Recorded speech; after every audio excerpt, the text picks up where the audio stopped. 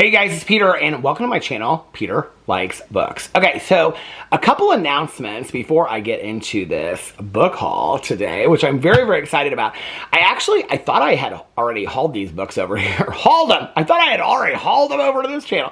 I thought I had already hauled them, but I started this graphic novel last night and I was like, I don't think I ever talked about this on this channel, or maybe I did and I got it a long time ago. I don't remember. It just all of a sudden, it appeared and it was sitting there. So I must have ordered it recently. And then I started looking through some of my books and I was like, there's quite a few books that I haven't talked about that I hauled over here. And then I just got a new book today. And so I'm really, really excited about sharing some of these books with you guys that I got. But my announcement that I have to make is that, first of all, if you are part of a true crime book club, we have decided that the live stream for September will be Sunday, September 29th at 4 p.m. Eastern Time. And in that live stream, we will be discussing the July and August books for a true crime book club. So the September book, we will go into October. We will come out with a date in October, and we will get back to it being every month as of October. But September, we will be discussing the July and August books. The live streams are in the Facebook group, so you have to be a member of the Facebook group. That's all linked below. If you want to do that, you just go over there and join it, and then it'll come on. And I know that there are some people out there that are like, well, I don't have Facebook. But when we were doing it on YouNow, people were like, well, I don't have YouNow, or I can't figure out YouNow. So we're trying to just do what we think is the easiest. And also that way, if I can't be there for a live stream, or if Mel can't be there for a live stream, one of the other one can run it. So, but we like to do them together, obviously, because the book club is, both of us are running it. So, so that's when the next live stream is. The live stream is September 29th, and it'll be at 4 p.m. Eastern Time. And they usually go about an hour and 15 minutes, and we will be discussing the July and August books. We will also be discussing the TikTok murders, because we are now picking a documentary for every month that we are watching together and talking about too. So we will be talking about the TikTok murders on September 29th as well, because that was the documentary for August. That's the first announcement. The second announcement is, I know last month I was a little absent over here, and I just didn't film a lot. That was really not my plan. My plan was to film a lot last month, but time just got away from me and stuff like that. So I have kind of a plan going into September. We're going to kind of see how it works. I'm going to kind of rotate between my Peterson's channel and this channel on posting like every other day. So my plan is to post over here 2 to 4 times a week. I've got my next 2 videos already. I already know what I'm going to do. I made a list of all the series that I'm currently reading. So I'm going to come over here and share with you guys what series I'm reading and where I'm at, maybe introduce you guys to some new series. I also have an Audible haul that I want to do. That actually might have to be 2 videos, because I've hauled so many books on Audible that might be really, really long. And then the August review will be coming soon as well for The God of the Woods by Liz Moore. And then, in the next week or 2 will be the announcement for the October books and things like that. So I've got a lot of things to do over here. I have some discussions that I want to do about different books. So I've got a lot of videos that I'm going to be making over here. I've been keeping a list of videos that I want to make over here. So I will be posting hopefully more regularly over here. That's my plan going into this month. We'll see how it goes. Okay, so I want to get into this and show you guys. So here are the books that I got. It's not a huge haul, but it's an exciting haul. So for those of you that don't know, I am currently reading, I don't know how to organize this. Okay, so I'm currently reading about 3 graphic novels. Now, a long time ago, I didn't really love graphic novels. I like the Linda Berry cartoons and things like that. But a couple years ago, I got introduced to graphic novels, and ever since then, I love reading graphic novels. A lot of graphic novels are centered around, superheroes and, the Marvel comics and stuff like that. And I don't read those because I don't really know a lot about those. I actually have bought a few of those, but I don't know a lot of them. Some of my favorite graphic novels to date are Bloom. I loved that graphic novel. The Heartstopper series by Alice Oseman. Obviously, I've read all of those. I love Pumpkinheads by Rainbow Rowell. I love Pumpkinheads. It's a fantastic graphic novel for Halloween. Mr. Ballin, who does true crime on YouTube, he actually is coming out. I think it comes out in October. I already pre-ordered it. He's coming out with a graphic novel of scary stories and stuff like that. So I'm excited about that graphic novel. There's quite a few that I've read, and I love the Walking Dead graphic novels as well. And I just started those not too long ago. And Mare sent me the 3rd compendium. I still have to buy the 4th one, but I'm halfway through the 1st one. But I'm also reading Check Please, which is about these hockey players that fall in love. I'm reading the 2nd one right now. I'm not loving it as much as I love the 1st one, but For those of you that don't know, it's considered manga. I don't know why, because it's not formatted like manga. But Rainbow Rowell teamed up with, who is it, Gabby Nam, to do the Fangirl graphic novels, okay? So I'm currently about halfway through the third one. I've been trying to finish it forever. I will say, and the only reason it's taking me so long is because I'm reading like 4 graphic novels at the same time. But I love the Fangirl. I love the book. And I love the Fangirl. I love Rainbow Rowell. She's one of my favorite authors. I love the graphic novels. The graphic novels are so fantastic. And so it tells the story of Fangirl over several graphic novels. So I'm on the third one right now. Well, I was just kind of like looking through graphic novels on Amazon one night. I think I might have even been in a vlog actually when I was doing it. And I realized that Fangirl 4 came out. And I was like, oh, I'm going to order that. So I ordered this one. And so let me, I don't know if it even gives a synopsis in here.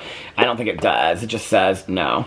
It describes it as manga. On the back here it says, Fangirl the manga. I don't know why they consider it manga. It's not formatted like manga at all.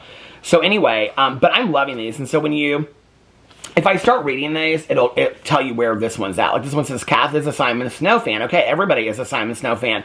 But for Kath being a fan, it's her life. Kath's sister has mostly grown away from fandom, but Kath just can't let go. And so it talks about where this one is. This is about, I would say, about a little bit more than halfway. Well, the third one's where it's going to end is a little bit more than halfway through the book. So I have a feeling there's going to probably be 6 total in these.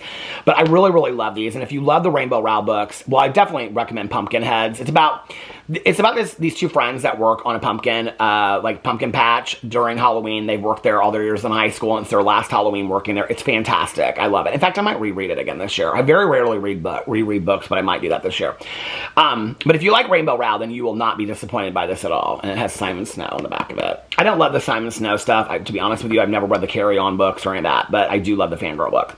Okay, so when I was on there, I collect a lot of the hardback editions of classic novels, major novels that have been turned. I even have like Game of Thrones, and I've never read it, that have been turned into graphic novels.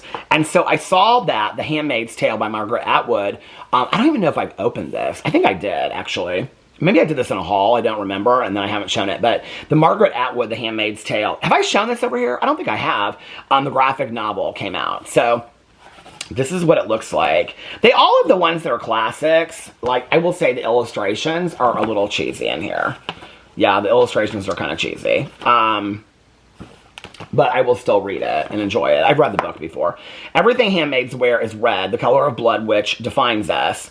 And then it goes and describes the book. I think most people know what The Handmaid's Tale is about, so I won't go in there and read that. But it's a beautiful cover. I would say the animation or the graphics inside of there are not as fantastic.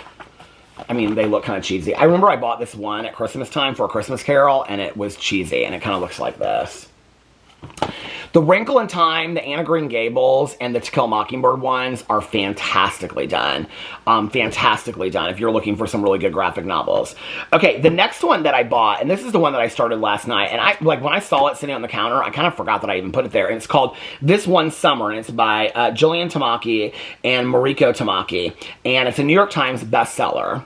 And I just started it last night. I'm literally 19 pages in. And it says, and I will say the illustrations in this. Oh, the one that I just read, I really, really love too. He's written quite a few books. He's actually written an autobiography. He kind of reminds me a little bit, his writing style reminds me a little bit of Shawn David Hutchinson, who wrote We Are the Ants. If you like, I love Shawn David Hutchinson's writing.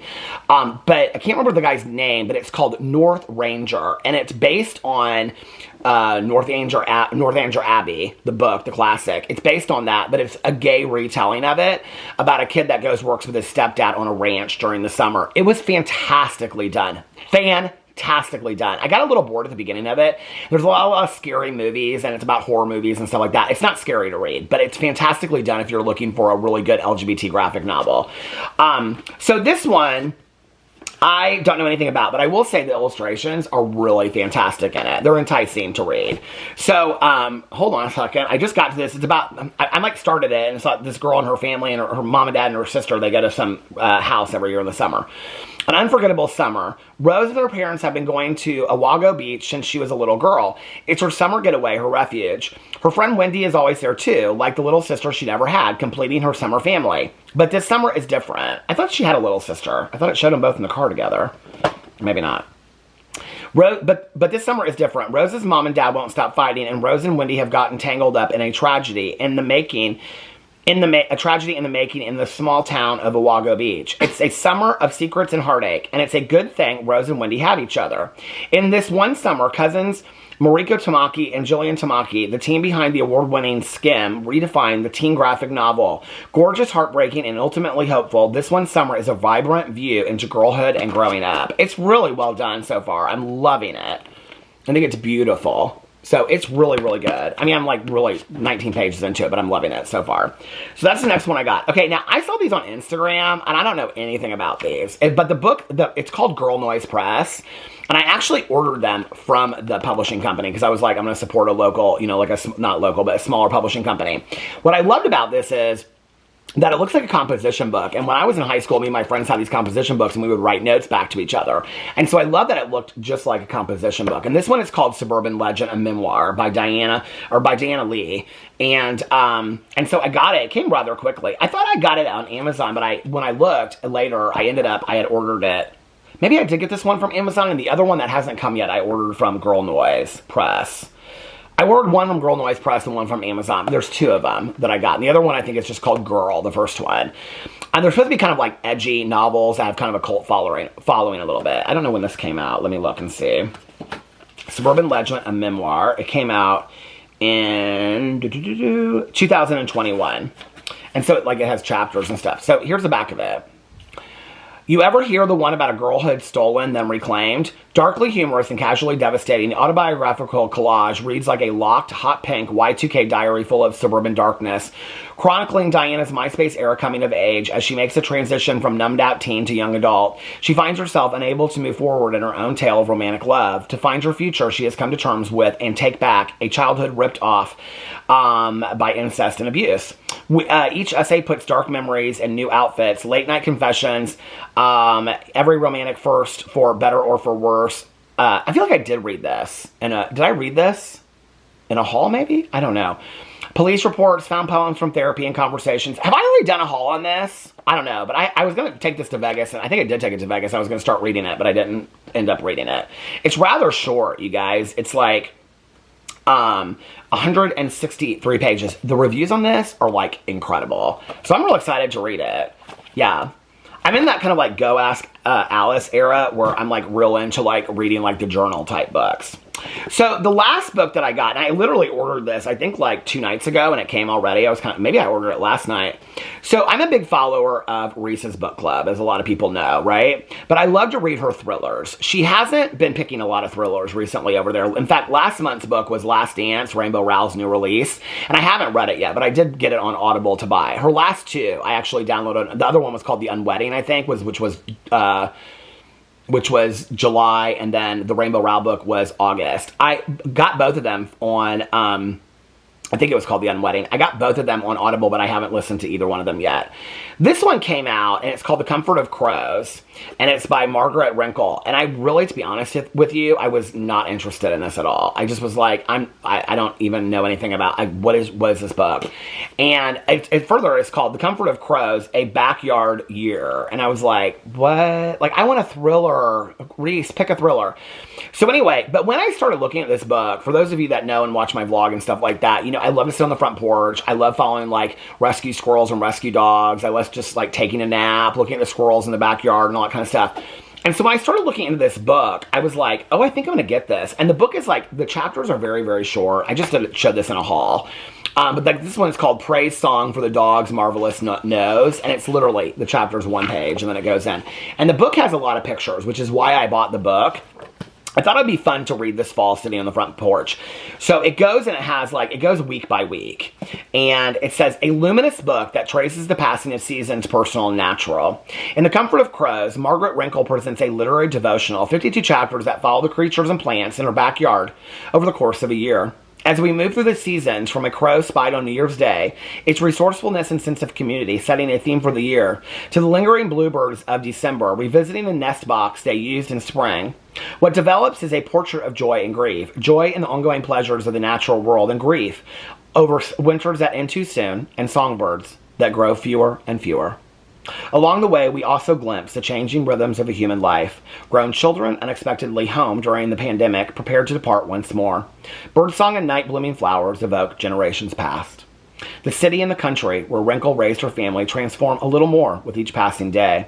And the natural world, now in visible flux, requires every ounce of hope and commitment from the author and from us.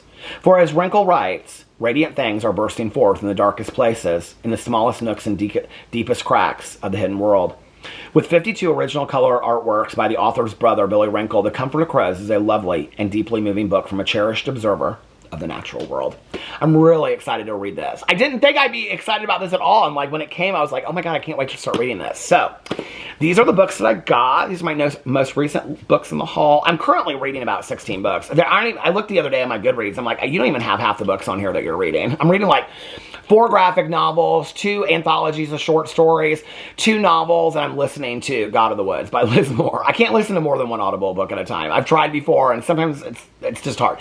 So I'm literally reading like 10 books right now, or 8 books, or something like that. But anyway, let me know what you're reading in the comment section below. I love you guys, and I will see you tomorrow. Bye.